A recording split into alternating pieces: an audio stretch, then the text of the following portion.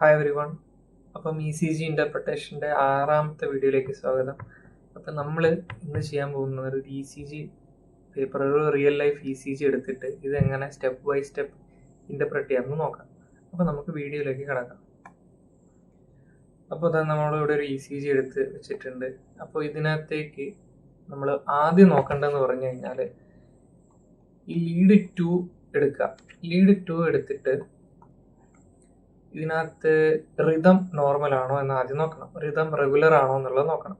അപ്പോൾ ഈ രണ്ട് ആർ വേവ്സ് കണ്ടല്ലോ, ഇത് തമ്മിലുള്ള ഡിസ്റ്റൻസ് തന്നെയാണോ ഈ രണ്ട് ആർ വേവുകൾ തമ്മിലുള്ളത് എന്ന് നമുക്ക് കമ്പയർ ചെയ്ത് നോക്കണം. അപ്പോൾ ഒന്നെങ്കിൽ നമുക്ക് ഇവിടുത്തെ ബോക്സസ് കൗണ്ട് ചെയ്തതിന് ശേഷം റിതം റെഗുലർ ആണോ എന്ന് നോക്കാം. അപ്പോൾ ഇവിടെ നമുക്ക് 1 2 3 4 5 5 ലാർജ് ബോക്സ് കിട്ടി. ഇതാണ് കേട്ടോ ഒരു ലാർജ് ബോക്സ് എന്ന് പറയുന്നത്. ഇതാണ് ലാർജ് ബോക്സ്. അപ്പം അങ്ങനെ 5 ലാർജ് ബോക്സസ് നമുക്ക് കിട്ടി. അതേപോലെ തന്നെ ഇവിടെയും 5 ലാർജ് ബോക്സസ് ഉണ്ട്. നമുക്ക് കുറച്ചുകൂടെ പ്രിസൈസ് ആയിട്ട് നോക്കണമെങ്കിൽ ഇവിടെയുള്ള സ്മോൾ ബോക്സസ് കൗണ്ട് ചെയ്ത് നോക്കിയാലും മതി. സ്മോൾ ബോക്സ് ഇവിടെ ഒരു സ്മോൾ ബോക്സ് കൂടെ വരുന്നുണ്ട്. അപ്പം 5 ലാർജ് ബോക്സ് 26 സ്മോൾ ബോക്സ് വരുന്നുണ്ട്. അതേപോലെ ഇവിടെയും അങ്ങനെ തന്നെയാണോ കമ്പയർ ചെയ്ത് നോക്കാം, ഇവിടെയും അങ്ങനെയാണോ നോക്കാം. അപ്പം നമ്മൾ നോക്കുമ്പം റിതം റെഗുലർ ആയിട്ടാണ് നമുക്ക് കാണാൻ പറ്റുന്നത്. അപ്പം നമുക്ക് റെഗുലർ റിതം എന്ന് വേണമെങ്കിൽ പറയാം. അതുകൂടാതെ തന്നെ ഇതിവിടെ പി വേവ് കണ്ടോ, പി വേവിനെ ഫോളോ ചെയ്തിട്ടാണ് QRS കോംപ്ലക്സും അതിന് ഫോളോ ചെയ്തിട്ട് ടി വേവും വരുന്നുണ്ട്. ഇവർ തമ്മിലുള്ള ഡിസ്റ്റൻസ് നോർമലാണ്.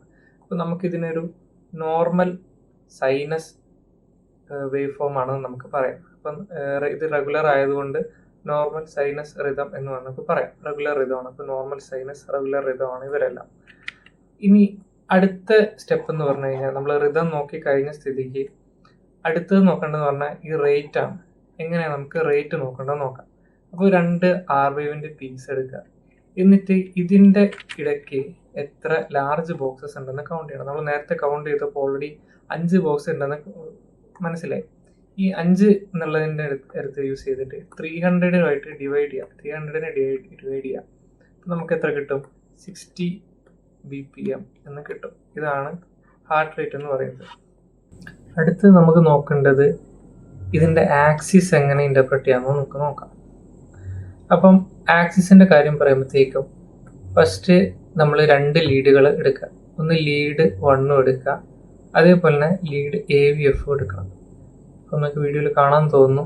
അപ്പം ഇതിലെന്ന് പറയുമ്പം ഈ QRS കോംപ്ലക്സിൻ്റെ ഡിഫ്ലക്ഷൻ പോസിറ്റീവാണ്. ലീഡ് 1 പോസിറ്റീവാണ്. അതേപോലെ AVFലും QRS കോംപ്ലക്സിൻ്റെ ഡിഫ്ലക്ഷൻ പോസിറ്റീവ് ഡിഫ്ലക്ഷൻ ആണുള്ളത്. അപ്പം ഈ ലീഡ് 1ഉം AVFലും പോസിറ്റീവ് ഡിഫ്ലക്ഷൻസ് ആയതുകൊണ്ട് ഇതിനെ നമുക്ക് ഒരു നോർമൽ കാർഡിയാക് ആക്സിസ് ഉള്ളതെന്ന് പറയാം. അടുത്തതായിട്ട് നമുക്ക് നോക്കാനുള്ളത് നമ്മുടെ ECGയിലുള്ള വേവ് ഫോമിൻ്റെ അല്ലെങ്കിൽ ലീഡ് 2ൽ തന്നെയുള്ള വേവ് ഫോമിൻ്റെ PR ഇൻ്റർവെല് നോർമൽ ആണോ നോക്കാം. അപ്പോൾ നോർമൽ PR ഇൻ്റർവെൽ എന്ന് പറയുമ്പോഴത്തേക്കും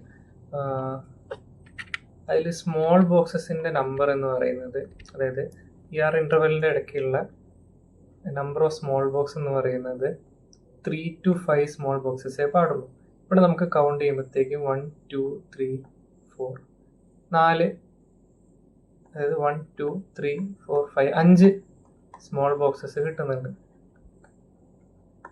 5 സ്മോൾ ബോക്സ് നമുക്ക് നോർമൽ 3 to 5 നോർമലാണ് കേട്ടോ. അപ്പം ഒരു സ്മോൾ ബോക്സ് എന്ന് പറയുന്നത് 0.4 സെക്കൻഡ് ആണ്.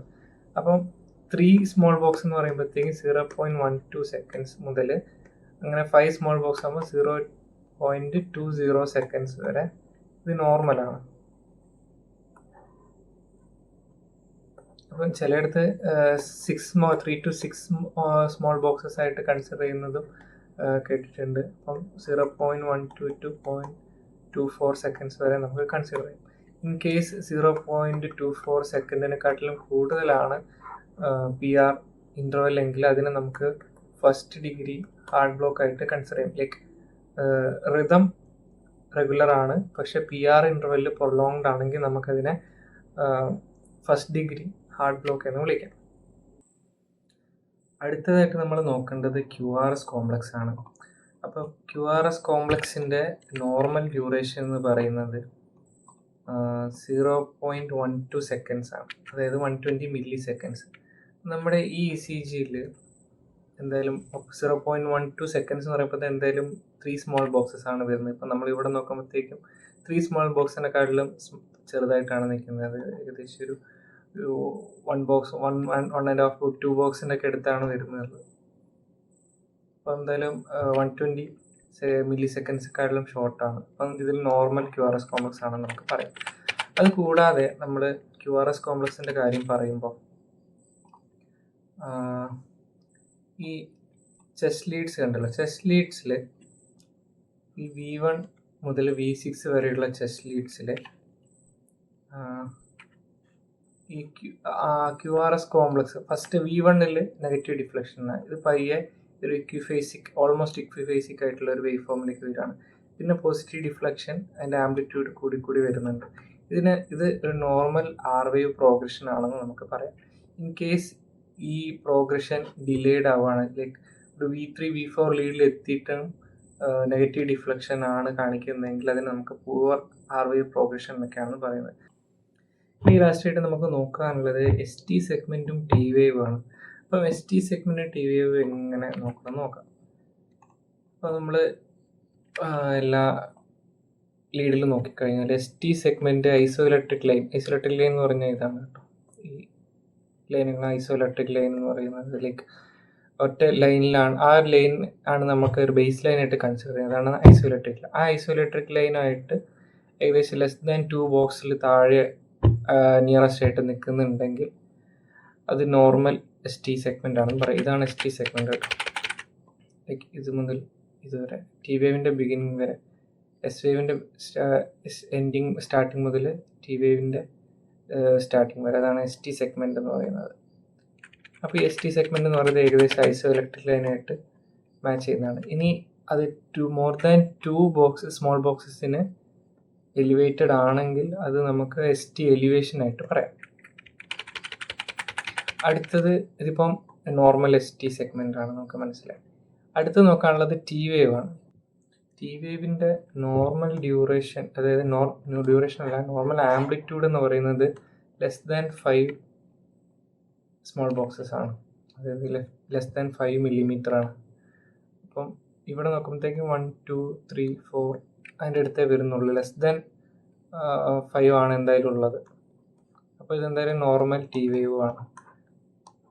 ഇപ്പം നമ്മൾ ഇതുവരെ നോക്കിയതിൽ P wave, QRS complex, ST segment, PR interval, T wave, ഇതെല്ലാം ഏകദേശം നോർമലായിട്ട് തന്നെയാണ് കാണുന്നത്. അപ്പം നമുക്ക് ഈ ECGൻ്റെ ഒരു ഇൻ്റർപ്രിട്ടേഷൻ നമുക്ക് കംപ്ലീറ്റ് ആയിട്ട് പറയുകയാണെങ്കിൽ റേറ്റ് നമ്മൾ നോക്കി. റേറ്റ് ഏകദേശം എത്ര വന്നു? ഒരു 60 BPM ആയിരുന്നു നമ്മൾ കാൽക്കുലേറ്റ് ചെയ്തത്. റിതം നമ്മൾ കാൽക്കുലേറ്റ് ചെയ്തു. റിതം നോക്കുമ്പോഴത്തേക്കും റെഗുലർ റിതമാണ്. അപ്പോൾ ഇത് രണ്ടും വെച്ച് നമുക്ക് പറയാൻ പറ്റും നോർമൽ സൈനസ് റിതം ആണെന്നാണ് നമുക്ക് മനസ്സിലാക്കാൻ കഴിയുന്നത്. ഇനി അത് കഴിഞ്ഞ് ആക്സിസ് നമ്മൾ കണ്ടു, അത് നോർമൽ കാർഡിയാക് ആക്സിസ് ആണ് വരുന്നത്, നോർമൽ ആക്സിസ് ആണ് നമുക്ക് മനസ്സിലായി. അത് കഴിഞ്ഞ് PR ഇൻ്റർവെൽ നോക്കി. PR ഇൻ്റർവെൽ എന്തായാലും 0.12 സെക്കൻഡിൻ്റെയും 0.24 സെക്കൻഡിൻ്റെയും ഇടയ്ക്കാണ് വന്നിട്ടുള്ളത്. അപ്പോൾ നോർമൽ PR സെഗ്മെൻ്റ് ആണ്. ഇവിടെ ഹാർട്ട് ബ്ലോക്ക് ഉണ്ടോ എന്ന് അറിയാൻ വേണ്ടിയിട്ടാണ് നമ്മൾ PR സെഗ്മെൻറ്റ് നോക്കുന്നത്. അത് കഴിഞ്ഞിട്ട് നമ്മൾ QRS കോംപ്ലക്സ് നോക്കി. QRS കോംപ്ലക്സിൻ്റെ ഡ്യൂറേഷൻ എന്ന് പറയുന്നത് <0.12 സെക്കൻഡ് ആണ്. അത് <3 സ്മോൾ ബോക്സസ് ആണ്. അത് നമുക്ക് ഇതിൽ നോർമലായിട്ടാണ് കിട്ടിയിട്ടുള്ളത്. അത് കഴിഞ്ഞ് ST സെഗ്മെൻറ്റ് നോക്കി. ST സെഗ്മെൻറ്റ് ഇത് പ്രത്യേകിച്ച് ചേഞ്ചസ് ഒന്നുമില്ല, <2 സ്മോൾ ബോക്സസ് ആയിട്ടാണ് കാണുന്നത്. അപ്പോൾ കഴിഞ്ഞ് T വേവ് നോക്കി. T വേവിൻ്റെ ഇതെന്ന് പറയുമ്പോഴത്തേക്കും <5 മില്ലിമീറ്റർ, അതായത് <5 സ്മോൾ ബോക്സസ് ആയിട്ട് കാണുന്നത്, <5 മില്ലിമീറ്റർ ആയിട്ട് നമുക്ക് കണക്കാക്കാം. അപ്പോഴത്തേക്ക് ഈ ECGൻ്റെ ടോട്ടൽ ഇൻ്റർപ്രിട്ടേഷൻ എന്ന് പറയുമ്പോഴത്തേക്കും ECG ഓഫ് നോർമൽ സൈനസ് റിതമാണ് വിത്ത് 60 beats/minute റേറ്റ്. പിന്നെ റിതം റെഗുലർ ആണ്. അപ്പോൾ ബാക്കിയുള്ള പാരാമീറ്റേഴ്സ് എല്ലാം നോർമലാണ്. അപ്പോൾ നമുക്ക് ECG നോർമൽ ECG ആയിട്ട് കണക്കാക്കാം.